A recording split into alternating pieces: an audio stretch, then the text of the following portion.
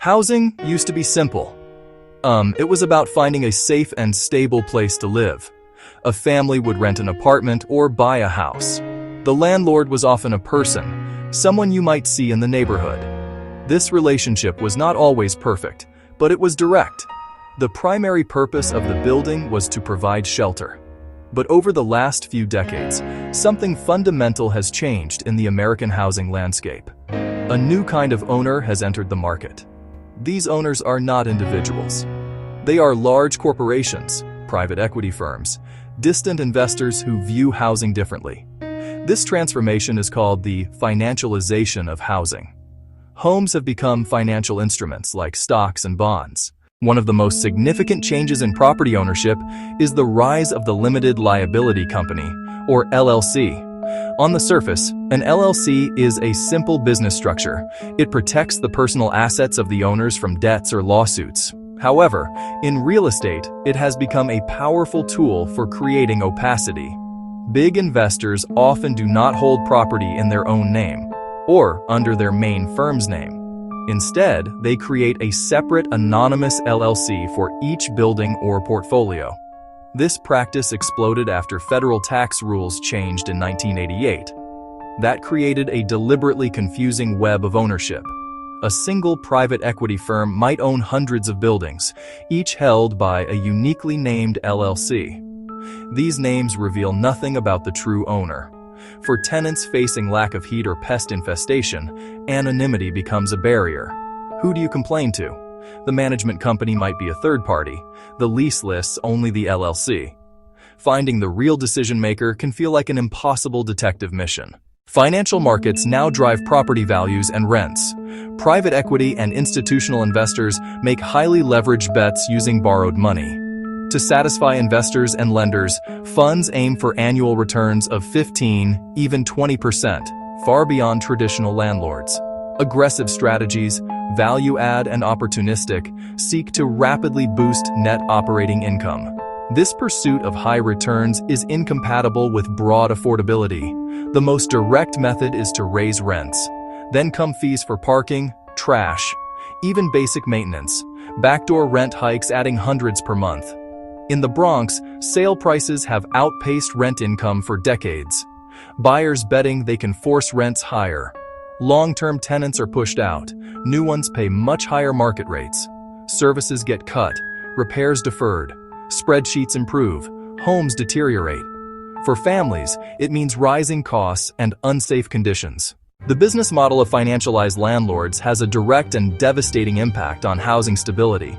For large owners, eviction is often a tool of business strategy.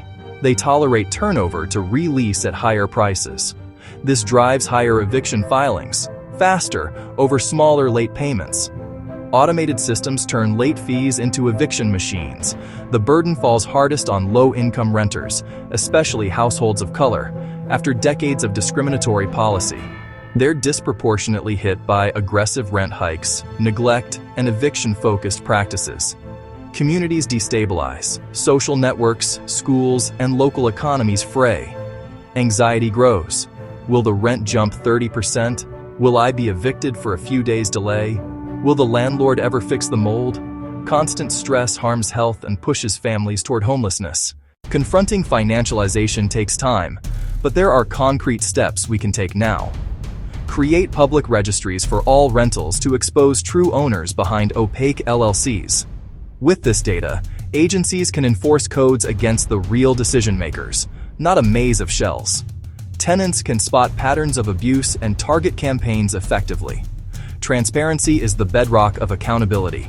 Reasonable limits on profits, rent stabilization, and rent control cap annual increases.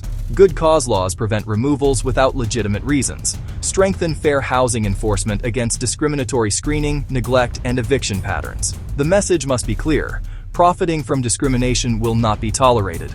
All tenants are entitled to fair and equal treatment. Regulation is essential, but often reactive. We must take housing off the speculative market. Embrace public and nonprofit ownership. Empower agencies to buy and protect homes. Acquire properties and place them into public or nonprofit portfolios. Permanently affordable. Community land trusts separate land from homes, controlling prices indefinitely. CLT homes are sold or rented to low and moderate income residents. The model decommodifies housing and builds permanent affordability. Public-private deals must require long-term affordability and public control. Lock in affordability for 50 years or more and give public or community buyers first purchase rights. Reinvest in well-managed public housing as vital social infrastructure, an alternative to market volatility. Beyond programs, the lasting solution is popular power. Financialization is political, built by choices favoring capital over communities. Tenants must form unions to bargain for renewals, predictable rents, and repairs. Grassroots organizing gives teeth to regulation and drives enforcement. We must also fight wage and wealth inequality that fuel unaffordability. Tenant coalitions are winning rent caps, right to counsel, and ownership transparency.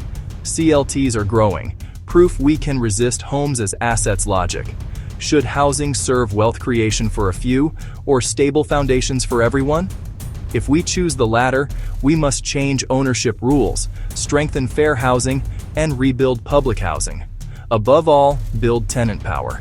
These are not small fights, but they restore the promise of home. If you care about the future of the housing market, please subscribe for more videos on housing.